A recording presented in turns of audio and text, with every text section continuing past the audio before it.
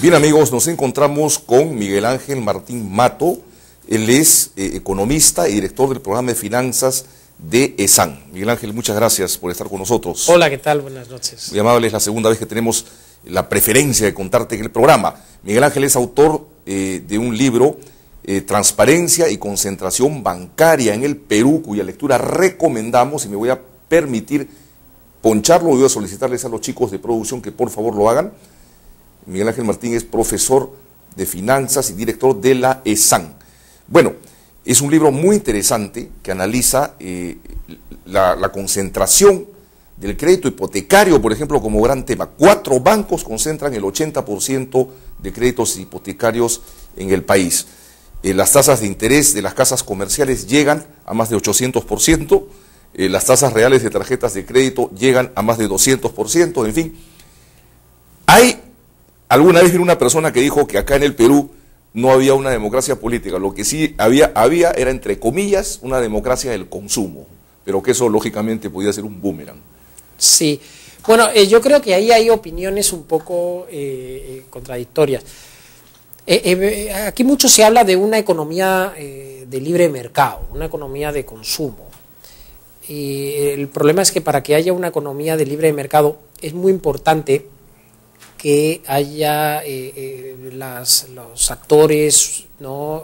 Si estamos hablando de bancos, un número de bancos suficiente, haya también información, transparencia, porque si tú no sabes qué te cuestan unos zapatos, no puedes comparar y ver qué zapatos son más baratos, ¿no? Lo mismo ocurre con los préstamos, si tú no puedes comparar qué préstamo es más barato. Cosa que se ocurre en otros países con mucha más transparencia, claro, ¿no es cierto? Entonces, hablar de una economía de mercado en el tema de banca es absurdo.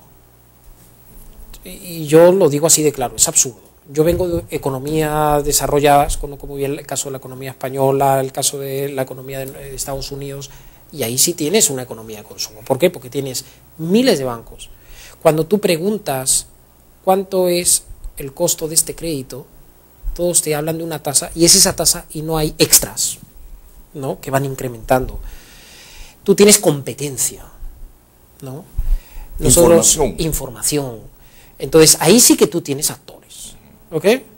Ofertas, exactamente, ¿no? Exactamente. Es como si hablamos de una economía de mercado en telefonía, cuando tú tienes un oligopolio, pues 2 empresas que encima pues compiten entre ellas, ¿no? Efectivamente, para conocimiento del público, en la entrevista que le hicimos al profesor Miguel Ángel Martín hace algunos meses, explicaste y graficaste cómo era la competencia de una manera muy interesante, por ejemplo, en España. Dicho sea de paso, pueden acceder, disculpa que me salga un minutito, pueden acceder y ver esa entrevista entrando al Facebook de Hora 8. Hoy tenemos archivadas casi todas las entrevistas y por supuesto la que tuvimos contigo, en donde explicas de una manera magistral cómo es la cosa en España.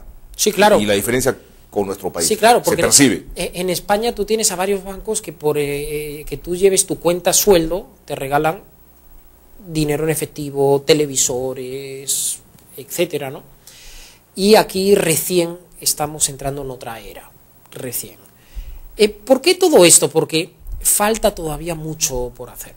Entonces, cuando se habla de una economía de mercado, no, yo sinceramente tengo mis dudas. Entonces, es urgente que el gobierno entre a supervisar más la información que se da al público. Es urgente que se invite a otros bancos y que haya más competencia. Es urgente. Porque cuando nosotros hablamos del nivel socioeconómico A, B, ¿no? Perfecto, ahí sobran bancos. Pero es que los niveles de bancarización son tan pequeños que hay muchas personas que no tienen acceso al crédito y por eso nos encontramos tasas de intereses tan altas. En tarjetas de crédito, las tarjetas mejores, que son quizá las oro, platinum, etcétera, la tasa mínima es 24, 25%. En Estados Unidos o en Europa, una tasa de 20 ya es considerada en tarjeta de crédito una barbaridad. Aquí la mejor es 24-25. ¿Ok? Y cuando nos vamos a tasas de interés llegan a 200%. Entonces yo no quiero ni pensarme en esa persona que coge una tarjeta y se va a comprar un plasma, un televisor de 1.500 soles, 2.000 soles, con un 40-50% de tasa, cómo eso se va convirtiendo en una compra no de 1.500, sino de 2.500, 3.000 soles en un año tranquilamente. ¿Y por qué tenemos eso? Tenemos eso principalmente por la falta de cultura, la falta de información, la falta de conocimientos para utilizar los productos bancarios y la falta de competencia. Es decir, necesitamos con urgencia más competencia. Pero yo estoy muy contento porque este año se han hecho avances significativos. Ya. Este año yo, después de ser crítico de la banca, no crítico, además pesimista años atrás, pero este año estoy muy contento. Muy contento. Muy contento. ¿Qué cosas se han hecho, han habido? Sí, qué bueno que lo digas. Sí, sí, sí. Es decir, hay que ser crítico, siempre constructivo, ¿no? Claro. Pero ha habido dos cosas importantísimas.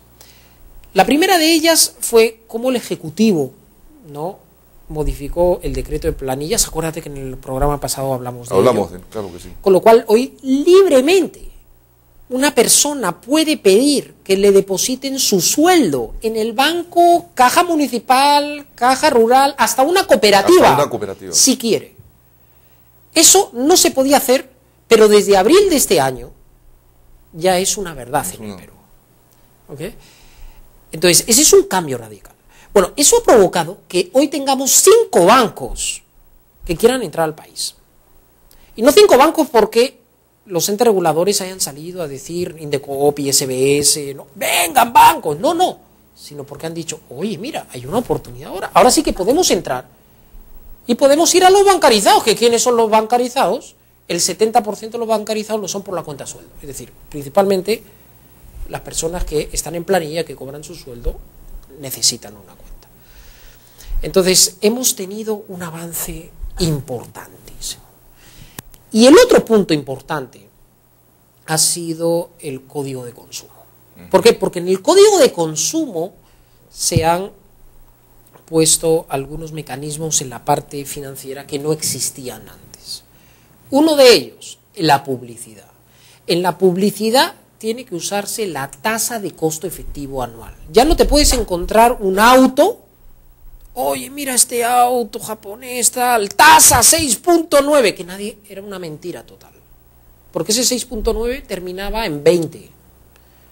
Hoy día, la tasa de 20, que incorpora aportes, comisiones, seguro de gravamen, esa es la que tiene que figurar en el anuncio. Yeah. La falta de competencia, ¿qué es lo que ha hecho? Que todos los anunciantes ahora anuncien el auto y ya no pongan ni tasa.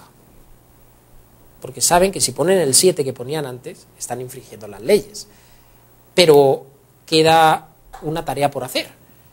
Y es más competencia. En el momento que haya competencia y haya que alguien que verdaderamente quiere dar al 8, al 9, al 10, ahí va a poner su anuncio con el 8, 9, 10 de tasa de costo efectivo. ¿Okay?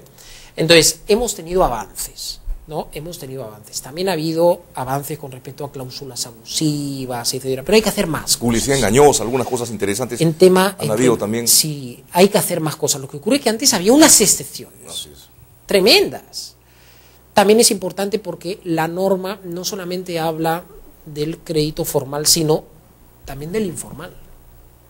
Porque tú tienes casas de préstamos que tienen 40, 50 agencias. Son como bancos. Y por no estar como bancos, bueno, cobran su IGB, etcétera, pero actúan como si fueran bancos. Eso sí, tienen prohibición de captar fondos, pero sí pueden dar crédito. También te encuentras a multitud de casas comerciales, chicas, no tan chicas, que dan crédito directo. ¿Quieres tu televisor? Perfecto, te voy a dar tu televisor, ¿no? Y semanalmente me das esta cuota. Entonces, la norma sí habla de que tienen que dar la tasa y que tienen que dar tasa de interés en términos anuales, etcétera. Mi preocupación va a venir en que si antes la poca norma que había financiera no se cumplía y no había un ente regulador que asumiera ese rol en publicidad, etcétera. ¿Por qué? Porque Indecopi, este tema financiero, y la SBS decía, este no es un tema mío, es de Indecopi.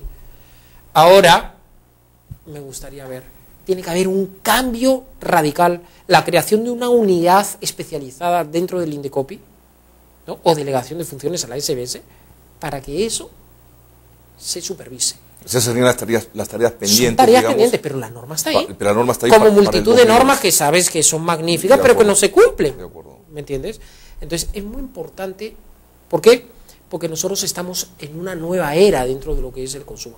Y sí podemos decir que hoy día, con estos cambios legislativos y con la entrada de nuevos bancos, ¿no?, de 15 o 16 bancos que tenemos ahora, sí que vamos a poder tener de aquí a unos años algunos aspectos importantes en lo que es competencia. ¿Entrarán 15 o 16 bancos más en el próximo año, digamos?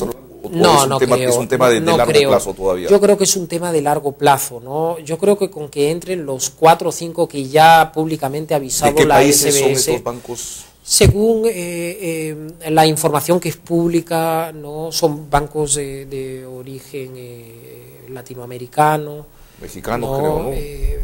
Y también de origen chino, etcétera, ¿no? Interesante que que un banco chino entre al Perú. Sí, bueno, recuerda que el HSBC también ya está aquí, así ¿no? es. Me haces señas, Martín, te pido por favor un pequeño corte para avisos comerciales y regresamos, amigos. Estamos con Miguel Ángel Martín, director del programa de finanzas de la ESAN. Regresamos.